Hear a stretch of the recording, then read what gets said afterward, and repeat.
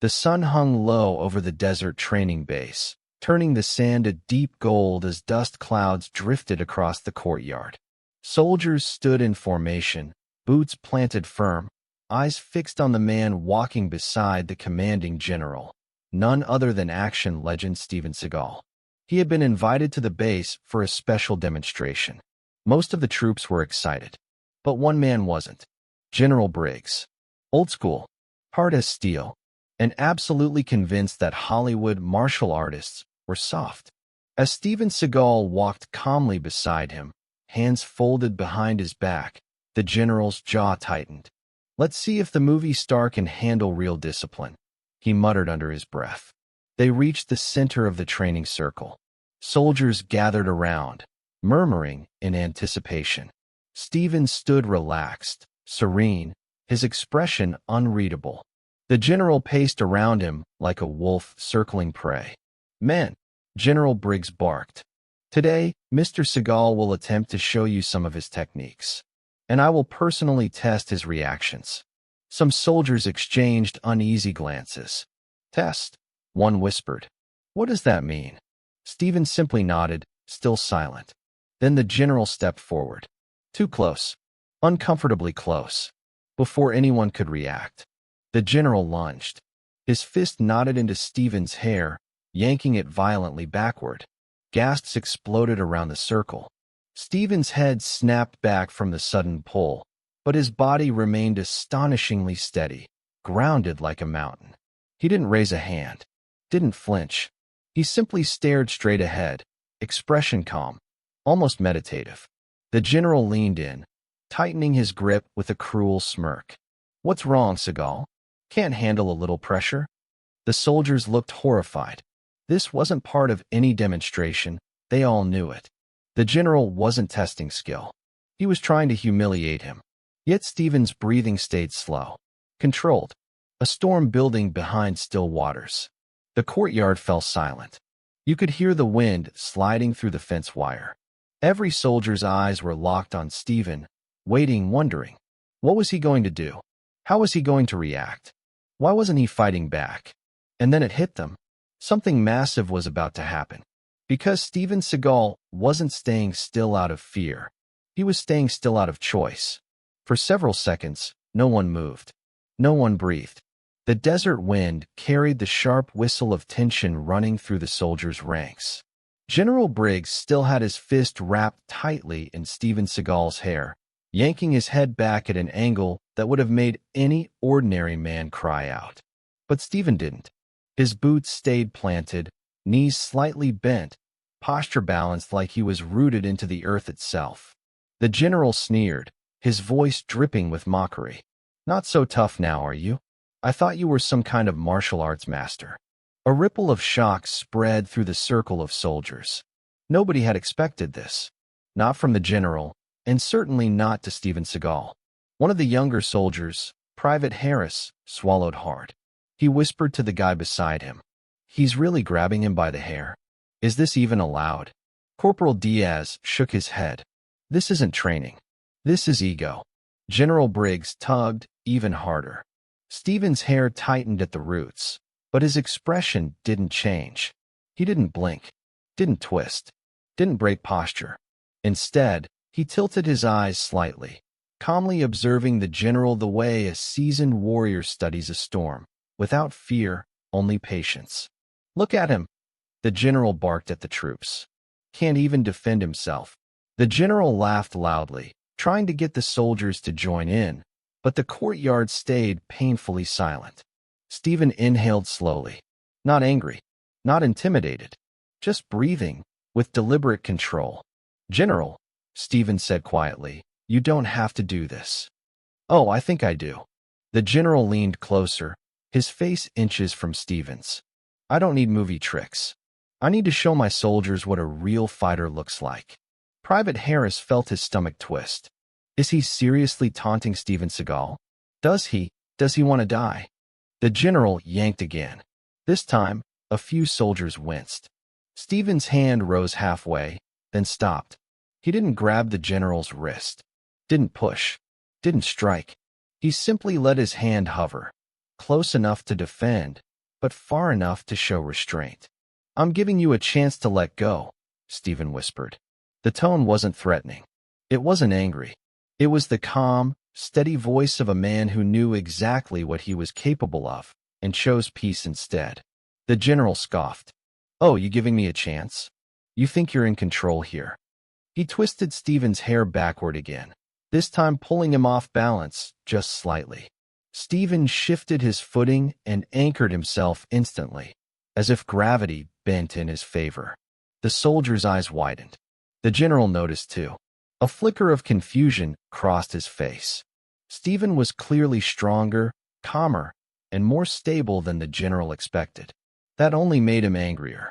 He jerked Steven sideways, trying to force him down. Unsuccessful. He tried again, harder, grunting as he pulled with all his strength. Still unsuccessful. The murmurs grew louder. "Sir, I don't think this is a good idea," Corporal Diaz said carefully. General Briggs shot him a death stare. "Did I ask for your opinion, Corporal?" Diaz shut his mouth instantly. The general turned back to Steven. "Why aren't you doing anything, huh? Afraid to fight back without a camera crew behind you?" Steven looked at him, and for the first time, there was a tiny shift in his expression. Not anger, not offense, just disappointment. "You invited me to share knowledge," Steven said softly. "Not to be insulted, not to be used as a prop." The general's grip tightened. "Oh, trust me, my men are about to learn a lot." He raised his other hand like he was preparing to shove Steven to the ground. A wave of shock passed through the squad. "General, that's enough," someone yelled. But instead of stopping, General Briggs doubled down. "You think you're peaceful? Stoic," he hissed. "You think standing still impresses me?" Steven didn't answer. "You're a fraud, Seagal." Another yank. Another surge of pain. Another test for Steven's restraint. But Steven simply exhaled slowly, long, controlled, like a seasoned monk facing chaos. The soldiers felt it. The energy, the tension, the pressure building like a ticking bomb. Private Harris whispered, "He's gonna snap, any second now." But still he didn't. And that scared the general. A man who doesn't react under pressure is more dangerous than one who lashes out. The general tried to cover his uneasiness by raising his voice. "See, man, this is why you don't idolize Hollywood. They freeze when faced with real force." Steven finally spoke, his voice deeper and quieter than before. "You're mistaking discipline for fear." The general blinked. "You're mistaking patience," Steven continued, "for weakness." The general's jaw clenched. "And you're mistaking kindness," Steven added, eyes narrowing, "for inability." A chill crawled down the spines of the watching soldiers. Something was about to happen. Something big. But Steven's body remained still, unmoving, waiting. The general growled, "What are you going to do about it, huh?" Before Steven could respond, the entire courtyard froze, every soldier holding their breath. Because the next moment would change everything. The courtyard felt like it had stopped breathing. Dozens of soldiers stood frozen in their tracks, eyes wide, shoulders stiff, waiting for something, anything, to break the unbearable tension. General Briggs still had his fingers tangled in Steven Seagal's hair, but something had changed. The general's grip wasn't as confident as before. His hand trembled slightly, not out of fear, but out of confusion. Why wasn't Steven reacting? Why wasn't he fighting back? Why wasn't he even blinking? The silence pushed down on the general like a heavy weight. His pride screamed to take control, to maintain dominance, to prove he was the unquestioned authority on this base. But Steven's stillness was louder than any scream. His calm was unsettling. His breathing, controlled. His posture, unshakable. His aura, terrifyingly peaceful. The general stepped closer, trying to reclaim the psychological battlefield. "You think this attitude impresses anyone?" he spat. "You think staying quiet makes you look strong?" Steven didn't lift his chin, didn't speak, didn't resist. He simply existed, calm, balanced, grounded. And that scared the general more than any punch or kick ever could. Sergeant Miller, a battle-hardened veteran with 9 tours of duty, whispered under his breath. That's not the stillness of a scared man. That's the stillness of someone calculating. Private Harris darted his eyes at him. Calculating what? Miller swallowed. The exact millisecond he decides to move. The general tugged Steven's hair again, trying to provoke a reaction. Move, he barked. Do something. Anything. Steven's eyelids lowered halfway. He wasn't angry. He wasn't frustrated. He was disappointed. You're trying too hard, Steven murmured, voice deep, echoing through the courtyard. You mistake chaos for strength. The general stiffened. I am strength. No, Steven said gently. You're loud. A hushed gasp escaped from the soldiers. The general's pride cracked. With his free hand, he shoved Steven's shoulder aggressively, trying to take him off balance. Steven's body swayed slightly, then settled back into place like a tree absorbing a gust of wind. The general blinked. That shouldn't have been possible. He shoved harder. Steven shifted, again gracefully absorbing the movement, feet gliding a half-inch in the sand, then anchoring deep. It was Aikido in its purest form. Movement without resistance. Power without conflict. Strength without anger. But the general didn't understand what he was seeing. He only grew angrier. You think this makes you superior? He roared, voice echoing across the base. You're not untouchable. Steven's voice dropped even lower. I never claimed to be. Then fight back, the general screamed. Steven slowly raised his eyes to meet the general's. His voice was quiet, almost sad. I won't hit a man who's blinded by his own ego. The words hit the general harder than any punch could. A pulse of rage surged through him. He grabbed Steven by the collar with his free hand and tried to yank him downward, planning to slam him to the sand. But Steven did not move. The general growled and pulled harder. Get down. Steven's boots held firm, like they were molded into the ground. His spine stayed straight, his center unbroken. The general strained harder, face turning red, veins bulging. Nothing. No movement. Not even a flinch. Around them, soldiers began to exchange looks, not of fear, but of realization. Private Harris said, stunned, General Briggs is pulling with everything he has. And he can't even make Seagal bend an inch. Corporal Diaz finished. The general heard the whispers. It fueled his rage. It's what pushed him to try a different angle. He shifted his stance, repositioned his feet, and suddenly attempted a forceful takedown maneuver he had learned decades ago. He twisted. He pulled. He tried to trip Steven. He tried to leverage weight. He tried brute force. Nothing worked. Steven's body moved with the force, never against it, absorbing every attempt like water flows around a stone. The general's frustration hit a breaking point. His voice cracked. You're mocking me. I'm respecting you. Steven interrupted gently. I'm choosing not to hurt you. That sentence, that calm confidence, that unwavering tone, it slammed into the general like a freight train. Sergeant Miller exhaled sharply. General Briggs messed with the wrong man. But the general wasn't listening anymore. His pride was wounded. His authority questioned.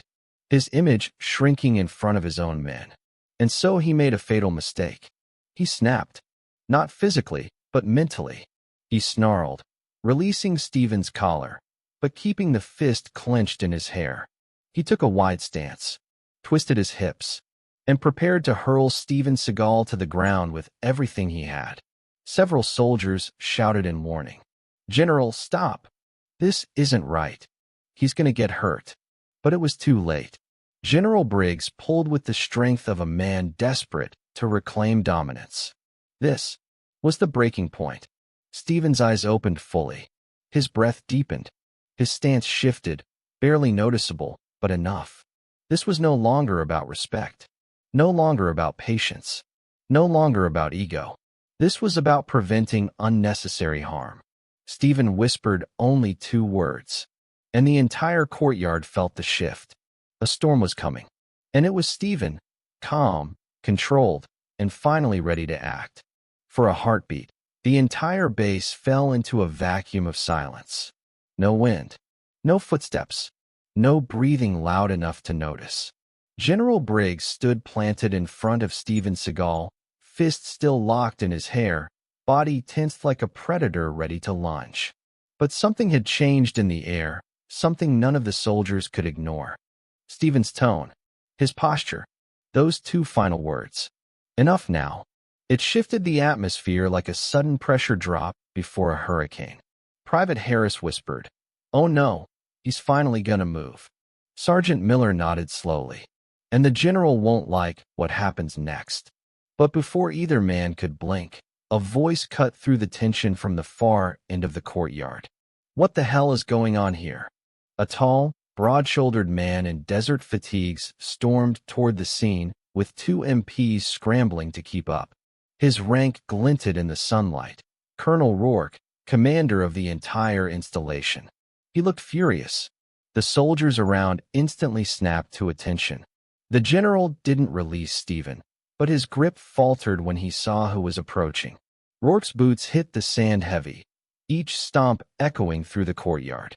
His eyes locked on the bizarre scene. A general gripping a visitor by the hair, while an entire formation of soldiers watched in stunned silence. "What in God's name are you doing, Briggs?" the colonel barked. General Briggs straightened but still held Steven tightly, covering his insecurity with anger. "Just disciplining a man who refuses to follow authority." Disciplining? The colonel stepped closer, disbelief spreading across his face. "You look like you're trying to scalp him." Some soldiers choked on laughs, but quickly swallowed them. Rourke looked at Steven, and that's when it happened. A flash of recognition washed over his face. His eyebrows shot up. His eyes widened. His lips parted. But not from fear. From shock. From realization. From the knowledge of exactly who was standing in front of him. "Briggs," Rourke said slowly, voice steadily dropping. "Do you have any idea who you're grabbing like a damn ragdoll?" The general frowned. "Some washed-up actor? I don't care who he thinks he is." Rourke's head snapped toward him. "You absolute idiot." Whispers shot through the formation like wildfire. "What? What does the colonel know? Is he actually someone special? Is this guy not just an actor?" I knew something was off about how he moves. Rourke stepped closer to Steven with a mix of respect and urgency. "Sir," he said quietly, "I didn't realize you had arrived today. No one informed me." Steven inclined his head slightly in acknowledgement, his calm presence unchanged. The colonel turned back to his officers. "Untie him. Now." Briggs hesitated. The colonel barked again. "Release him, General." Briggs finally let go. His expression twisted, part rage, part embarrassment, part confusion. He ran his hand down the front of his uniform, as if trying to wipe off the humiliation. Rourke faced the soldiers. "All of you, listen up. This man," he pointed toward Steven, "is here at the direct request of higher command." A ripple of disbelief spread across the courtyard. Harris blinked. "Higher command? Like Pentagon higher command?" Miller nodded slowly. "Maybe higher." Rourke continued, voice growing heavier. "He's not here as a guest. He's here as an evaluator. A specialist. An expert in close-quarter combat and threat assessment. He was sent to observe this base's discipline." Every soldier stiffened. Every officer paled. Every whisper died instantly. General Briggs looked like someone had ripped the ground from under him. "An evaluator? But he didn't tell me." Rourke cut him off harshly. "He didn't need to tell you. You were supposed to know." The general's lips trembled. His arrogance shattered. Sweat formed at his temples. Rourke turned to Steven again, voice low. "Sir, my deepest apologies. This won't happen again." Steven finally spoke. His tone was mild, too mild. "It's all right, Colonel. I was evaluating patience, control, judgment." Briggs' stomach dropped. He suddenly understood. The very thing he failed to show. Rourke exhaled slowly, rubbing his forehead. "Well, I think he's seen enough." Steven's eyes lifted toward the horizon. "Not yet." The soldiers watched, waiting, breath held tight. Rourke broke the silence. "Sir, would you like to continue the assessment indoors? We can brief you privately." Steven shook his head, gaze drifting to the troops. No, he said softly. This stays outside, in the open, so everyone can learn something. Briggs stiffened. What exactly do you plan on showing them? Steven took one step forward, small, smooth, deliberate. A demonstration, he said. Since you wanted to fight so badly. Briggs' face went pale. Steven continued. I'll show your men the difference between aggression and mastery. The soldiers straightened. Eyes widened. Hearts pounded. Colonel Rourke swallowed hard. He knew what Steven was capable of. Sir, just how real is this demonstration going to be? Steven's eyes shifted, locking on Briggs. As real as he makes it. A gust of wind swept the courtyard, kicking dust across the ground. And for the first time since this encounter began, General Briggs finally understood. He wasn't standing in front of a mere visitor, or an actor, or a civilian. He was standing in front of a man who had trained special forces, a man who had advised world leaders, a man who had mastered martial arts far beyond anything Briggs had ever seen. And now, Steven Seagal was finally going to move. For a heartbeat, the entire base fell into a vacuum of silence. No wind, no footsteps, no breathing loud enough to notice. General Briggs stood planted in front of Steven Seagal, fist still locked in his hair, body tensed like a predator ready to lunge. But something had changed in the air, something none of the soldiers could ignore. Steven's tone, his posture, those two final words. Enough now. It shifted the atmosphere like a sudden pressure drop before a hurricane. Private Harris whispered, "Oh no, he's finally gonna move." Sergeant Miller nodded slowly. And the general won't like what happens next. But before either man could blink, a voice cut through the tension from the far end of the courtyard. What the hell is going on here? A tall, broad-shouldered man in desert fatigues stormed toward the scene, with two MPs scrambling to keep up. His rank glinted in the sunlight. Colonel Rourke, commander of the entire installation. He looked furious. The soldiers around instantly snapped to attention. The general didn't release Steven, but his grip faltered when he saw who was approaching. Rourke's boots hit the sand heavy, each stomp echoing through the courtyard. His eyes locked on the bizarre scene. A general gripping a visitor by the hair, while an entire formation of soldiers watched in stunned silence. "What in God's name are you doing, Briggs?" the colonel barked. General Briggs straightened but still held Steven tightly, covering his insecurity with anger. "Just disciplining a man who refuses to follow authority." Disciplining? The colonel stepped closer, disbelief spreading across his face. "You look like you're trying to scalp him." Some soldiers choked on laughs, but quickly swallowed them. Rourke looked at Steven, and that's when it happened. A flash of recognition washed over his face. His eyebrows shot up. His eyes widened. His lips parted. But not from fear. From shock. From realization. From the knowledge of exactly who was standing in front of him. "Briggs," Rourke said slowly, voice steadily dropping. "Do you have any idea who you're grabbing like a damn ragdoll?" The general frowned. "Some washed-up actor? I don't care who he thinks he is." Rourke's head snapped toward him. "You absolute idiot." Whispers shot through the formation like wildfire. What? What does the colonel know? Is he actually someone special? Is this guy not just an actor? I knew something was off about how he moves. Rourke stepped closer to Steven with a mix of respect and urgency. "Sir," he said quietly, "I didn't realize you had arrived today. No one informed me." Steven inclined his head slightly in acknowledgement, his calm presence unchanged. The colonel turned back to his officers. "Untie him. Now." Briggs hesitated. The colonel barked again. "Release him, General." Briggs finally let go. His expression twisted, part rage, part embarrassment, part confusion.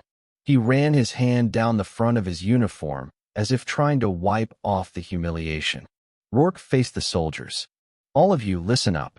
This man," he pointed toward Steven, "is here at the direct request of higher command." A ripple of disbelief spread across the courtyard. Harris blinked. "Higher command? Like Pentagon higher command?" Miller nodded slowly. "Maybe higher." Rourke continued, voice growing heavier. He's not here as a guest.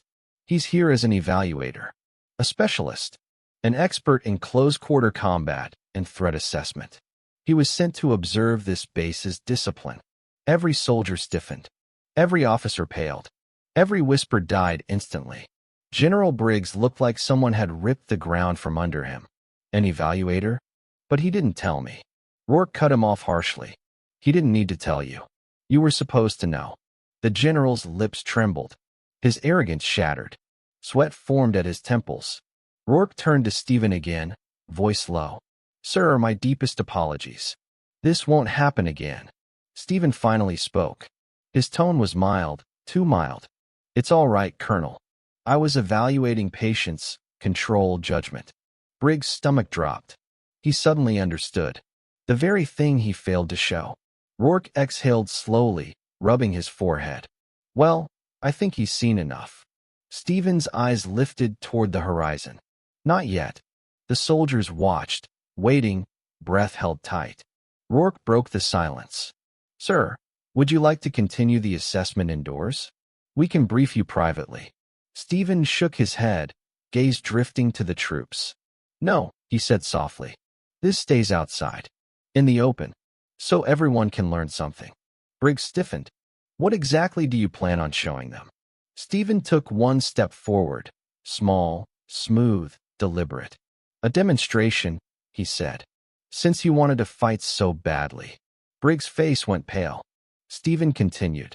I'll show your men the difference between aggression and mastery. The soldiers straightened. Eyes widened. Hearts pounded. Colonel Rourke swallowed hard. He knew what Steven was capable of. Sir, just how real is this demonstration going to be?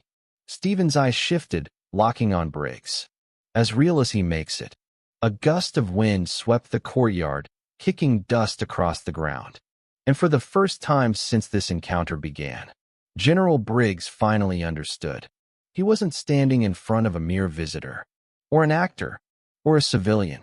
He was standing in front of a man who had trained special forces, a man who had advised world leaders, a man who had mastered martial arts far beyond anything Briggs had ever seen. And now, Steven Seagal was finally going to move. The soldiers shifted uneasily, boots crunching on the gravel as the wind grew stronger. It felt like the desert itself knew something dangerous was about to unfold. The moment Steven Seagal stepped forward, calm, steady, almost drifting, the energy in the courtyard changed. General Briggs straightened, puffing his chest, pretending the tremor in his hands didn't exist. His voice cracked slightly, though he forced authority into it. So, you want a demonstration? Steven didn't answer immediately. He simply looked at Briggs the way a surgeon might look at a patient, calm, clinical, already knowing the outcome. I want, Steven said slowly, to show your men what happens when someone mistakes rage for strength. A murmur rippled through the soldiers. Colonel Rourke folded his arms, jaw tight. He knew this was about to become something no one on the base would ever forget. Briggs scoffed. You think you're going to lecture us? On my base. Steven's gaze drifted down to the general's boots, wide stance, tension in the knees, unstable posture. Then up to his shoulders, raised, stiff, overcompensating. Then to his face, anger masking insecurity. I'm not here to lecture, Steven said softly. I'm here to let you reveal yourself. Briggs bristled. Enough riddles. Fight me. The words cracked across the courtyard like a gunshot. Soldiers froze. Some whispered frantic bets. He's actually challenging him? He's lost his damn mind. Does he think Seagal is just an old actor? What if Seagal breaks him in half? Private Harris leaned toward Miller. If Seagal moves even once, just once, this whole base is about to witness physics cry. Steven stood still, hands at his sides, breathing slow. Briggs lunged. A wild, fast punch, thrown with all the frustration built up from humiliation. A punch fueled by ego, not technique. And Steven, he didn't dodge. He didn't block. He didn't even blink. He shifted. Just a minor movement. An inch. A ghost of a step. Briggs' punch sliced past empty air, and before he even understood what happened, Steven's hand tapped his elbow. A whisper of contact, barely a touch, but Briggs stumbled, thrown off balance by his own force, nearly falling face first into the sand. The soldiers gasped. That tiny movement had redirected an attack from a trained general like he was a clumsy recruit. Briggs spun back, furious. "Stop playing games." He charged again, this time reckless, swinging his other arm in a heavy, desperate arc. Steven stepped forward this time. Just one step. One gentle step inside the general's space. Briggs' eyes went wide as Steven's palm pressed lightly against his chest, like someone telling a friend to wait a moment. It shouldn't have done anything, but Briggs stopped moving as if someone had hit a switch. His body froze, momentum killed by a pinpoint touch. Steven's voice was calm. "When you lead with anger, your body becomes predictable." Without warning, he pivoted his wrist. Briggs' entire body spun. Not violently, not painfully, just effortlessly. 1 second Briggs was standing. The next, he was flat on his back in the dirt, staring at the sky, breath knocked from his lungs. The soldiers roared. "No way." That was like magic. He flipped the general with one hand. "Did you even see the movement?" Rourke closed his eyes, whispering, "Briggs, why didn't you listen?" But the general wasn't done. Red-faced, humiliated, pride shattered, he sprang up and roared like a wounded bull. Again, Steven tilted his head slightly, almost pitying him. "General, you should stop." Briggs charged anyway. This time, it was faster. More force. More desperation. His fists flew wildly, striking air, cutting nothing, missing by miles. Steven moved with a fluidity that looked impossible for a man his size. A tilt, a shift, a slide of the foot. Every punch landed nowhere. Every swing collapsed forward. Every kick threw Briggs off balance. Soldiers stared in awe, watching their highest-ranking officer fight nothing but shadows while Steven stood inches away, untouched. At last, Briggs threw a final, furious punch. Steven's hand rose. 2 fingers. Just 2 fingers touched the general's wrist. Instantly, Briggs dropped to one knee, pain shooting through his arm like electricity. He tried to pull back, but Steven held him with barely any pressure. "Why can't I move?" Briggs croaked. "Because you're fighting force with force," Steven said quietly. "And force always loses to skill." He released him. Briggs collapsed forward, panting. Steven stepped back, addressing the soldiers, voice rising slightly, not loud, but commanding enough to silence the desert wind. "Power is not in the fist you throw, but in the control you keep." The courtyard fell completely silent. Steven continued, eyes sweeping across the formation. "This man outranks you, commands you, leads you, but a leader must have discipline before he demands it from others." Briggs looked up, defeated, dust smeared across his uniform. Steven turned away from him, speaking to the troops. "Martial arts is not about hurting others. It's about mastering yourself." The soldiers stood frozen. Briggs kneeled in the dirt. Rourke watched in humbled respect. Steven stepped back to the center of the courtyard. "Now," he said softly, "shall we continue?" The soldiers swallowed hard, because they all knew. The lesson wasn't over. For several long seconds, no one moved. The desert wind swept across the courtyard like it, too, was afraid to interrupt what had just happened. General Briggs remained on one knee, dust clinging to his uniform, chest rising and falling with shallow breaths. His eyes flickered up at Steven, this time not with arrogance, but with a stunned, hollow realization. He had been beaten, not just physically, but philosophically. Colonel Rourke stepped forward, boots heavy, expression unreadable. The soldiers watched him, waiting for the inevitable explosion of military authority. But Rourke didn't shout. He exhaled slowly, rubbing the bridge of his nose. "General Briggs," he said quietly, "stand down." It wasn't an order. It was a mercy. Briggs didn't rise. Couldn't rise. The humiliation weighed on him more than any injury. Steven turned slightly toward Rourke. "Colonel, shall we conclude the assessment?" "Assessment?" Private Harris whispered. "The hell is he assessing now?" Miller swallowed hard. "Us. The entire base. Everything." Rourke nodded, stepping in front of the formation. His voice became sharp and clear. This was not a man speaking to soldiers. This was a commander addressing history in the making. "Men," he began, "what you just witnessed was not a fight. It was a demonstration. A demonstration requested by the Department of Defense." Every soldier snapped their attention forward.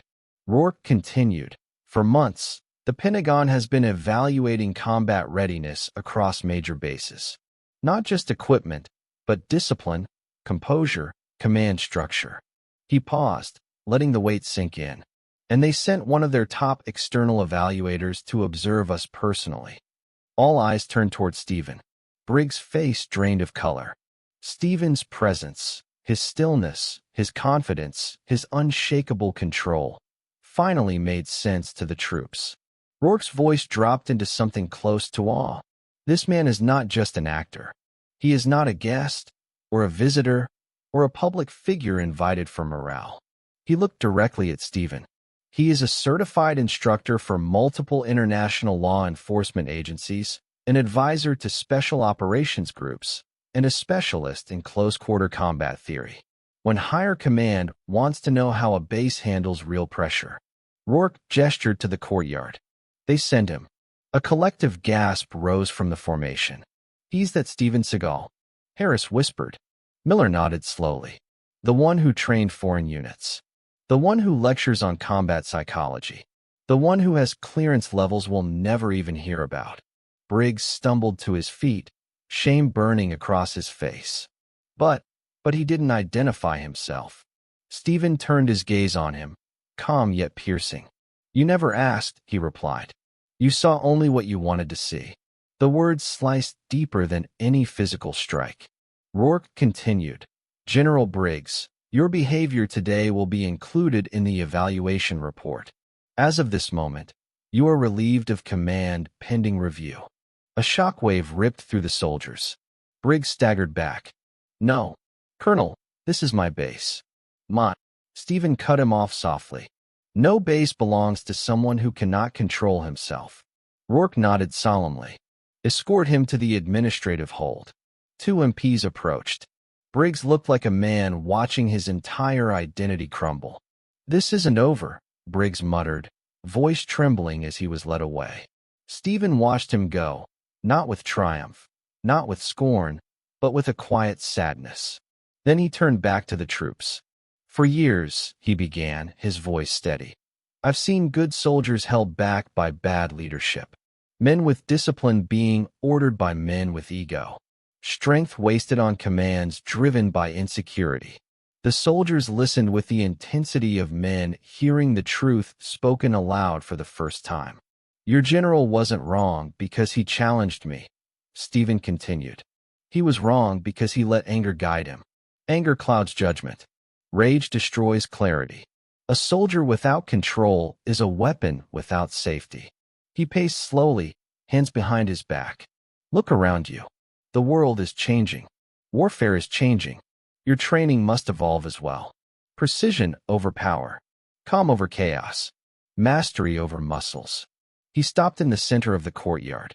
"And mastery begins here." He tapped his chest. "Not here." He tapped his fist. Harris and Miller exchanged a look like they were witnessing doctrine rewiring itself in real time. Rourke approached Steven, voice respectful. "Sir, if you're willing, the troops would benefit from hearing more." Steven nodded. "They deserve it." He faced the formation again. "What you saw today wasn't a demonstration of strength. It was a demonstration of restraint." The soldiers leaned in, absorbing every syllable. A real warrior can end a fight with one movement. But a true warrior chooses not to. Silence swallowed the courtyard. Then, almost reluctantly, a single pair of hands began clapping. Private Harris. Then another. Sergeant Miller. Then more. Within seconds, the entire formation thundered with applause that echoed across the desert. Not wild cheering. Respectful, powerful, unified. Steven stood still, receiving it not like a champion, but like a teacher acknowledging eager students. Rourke stepped beside him. "The men are ready for the final phase, sir." Steven nodded, eyes focused on the soldiers. "Then tomorrow," he said, "we begin the real training." The next morning arrived with a strange electricity in the air. Normally, reveille echoed across the base with routine discipline, boots hitting ground, soldiers scrambling through morning drills with half-awake focus. But today, no one was half awake. Every soldier in the base was already standing in the courtyard before sunrise, whispering in anticipation. Word of yesterday's incident had spread like wildfire. First across the barracks, then the cafeteria, then the officer quarters, and finally, the internet. Because someone, no one knew who, had uploaded the footage. The moment General Briggs grabbed Steven by the hair, the effortless takedown, the calm lessons, the applause, all of it was now everywhere. Millions of views, thousands of comments. The entire world was talking. Is that really Steven Seagal? What was the general thinking? That calmness, insane. This is better than any action movie. Respect to Seagal for staying humble. By sunrise, every soldier at the base had two questions on their mind. What is Steven Seagal going to do today? And what will happen to General Briggs? Colonel Rourke stood beside Steven near the center of the courtyard, his voice low and serious. "Sir," he said quietly, "Briggs has been transported to headquarters. They'll handle the disciplinary review." Steven nodded, expression unreadable. "I hope they teach him, not just punish him." Rourke exhaled. "He should have listened to you yesterday." Steven looked out at the formation, hundreds of soldiers standing straighter than they ever had. "No," he said gently. "He should have listened to himself." A hush fell as Steven stepped forward. He didn't raise his voice. He didn't need to. His presence alone silenced the base. "Men," he began, hands behind his back. "Yesterday you witnessed what happens when ego takes command. Today, you will learn the opposite." He paced slowly. "You are soldiers, warriors, defenders. You may face confusion, chaos, fear. But if you lose control of yourself, you lose the battle before it begins." The soldiers nodded instinctively, absorbing each word. Steven continued. "Leadership is not shouting. Discipline is not aggression. Strength is not domination." He paused, letting the messages settle. "The strongest man in the fight," he said calmly, "is the one who can remain calm when everyone else is losing their mind." Rourke watched the troops. Never had he seen them so alert, so focused, so ready to learn. Steven pointed toward the training mats behind him.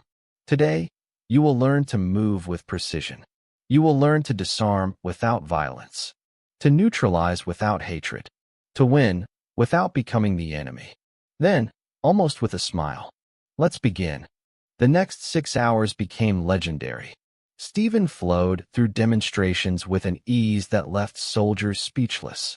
He showed them how to turn an opponent's strength against them, how to deflect strikes with minimal movement, how to end a conflict before it escalated. He disarmed armed soldiers without touching their weapons. He redirected charging attackers with a shift of his foot. He taught breathing, focus, discipline, patience. The troops couldn't believe what they were witnessing. "This is unreal. He's not even sweating. I thought martial arts was flashy. This is like watching physics in human form." By the time training ended, the soldiers were exhausted, but they felt transformed. Something about Steven's energy stayed with them long after the drills finished. As the session wrapped, Colonel Rourke approached Steven, gratitude in his eyes. "Sir, I don't think the base will ever be the same." Steven nodded softly. "Good. That means they learned something." Rourke hesitated. "Do you plan to stay longer?" Steven looked toward the distant mountains. "My work here is done." The soldiers gathered around, forming a natural circle. Steven addressed them one last time. "What happened yesterday should never happen again. Not here, not anywhere. Authority must never be abused. Respect must never be optional. and no man should ever judge another by appearance. The troops bowed their heads. Steven stepped forward, raising his voice just enough for everyone to hear. If you believe in discipline, if you believe in respect, if you believe in strength without cruelty, then remember this. A true warrior's greatest weapon is his humility. Silence blanketed the base, deep, emotional, powerful. Then slowly, one soldier began clapping. Another joined, then another, until the whole base erupted into applause that shook the desert floor. Steven Seagal didn't smile. He simply bowed his head, honoring the respect being given. The footage of this final moment went even more viral than the first. And from that day forward, soldiers across the world repeated the closing message.